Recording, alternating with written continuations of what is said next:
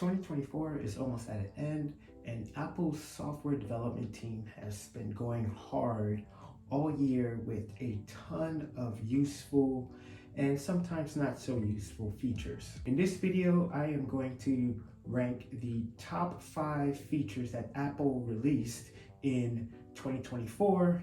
Of course, this is my opinion, and if you have a different set of rankings, let me know in the comments below.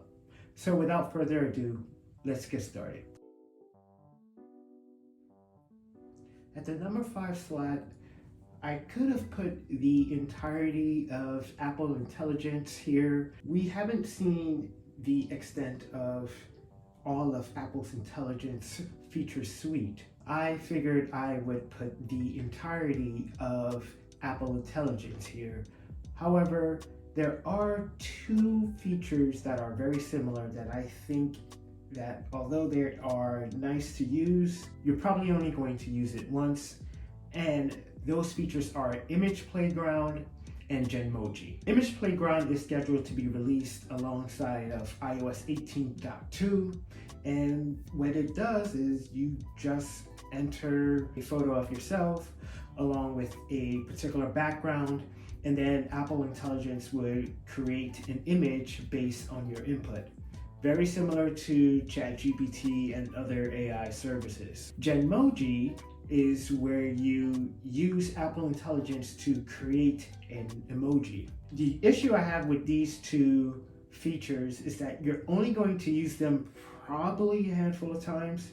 Also, they are limited to devices that support Apple Intelligence. So unfortunately, if you have an iPhone 14 or older, you're not going to be able to use these particular features. I think that as more people upgrade, it has the potential to become bigger, but as of now, this has to be the last rank feature. Number 4 is call recording.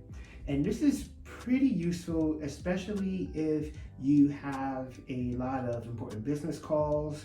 Maybe you are a student who is in a phone conversation with others that you are involved in a project with. And what call recording does is it records, obviously, it records the call and has a transcription in your Notes app. That way you can review the details of the call in case there is details that you may have forgotten or may have not heard. The neat thing about this feature is that once a user starts recording, then everyone on the call would be notified that the call is being recorded. I think this is a fantastic addition to have to this feature.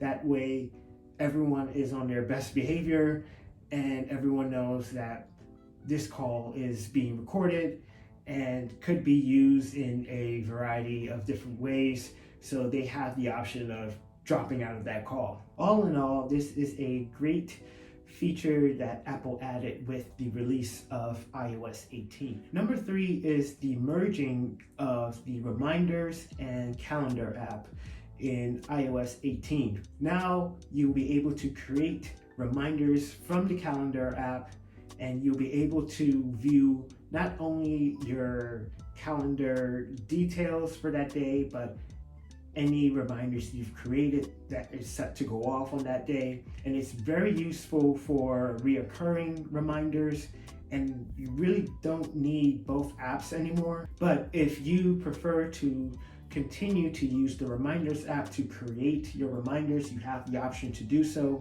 or you can just use a third-party app that has had this feature for over a decade. Number 2 is also a relatively new feature that was released in iOS 18 and macOS Sequoia, and that is iPhone mirroring. For those of you who may not know, iPhone mirroring is a feature where you can use your MacBook in order to access your iPhone. Your iPhone could be downstairs and your Mac is upstairs. As long as they're close together, then you can use your MacBook in order to unlock your iPhone and do what you normally do on your iPhone, but on your Mac. The neat thing about this is that while you are controlling the iPhone from your MacBook, the iPhone itself will remain locked.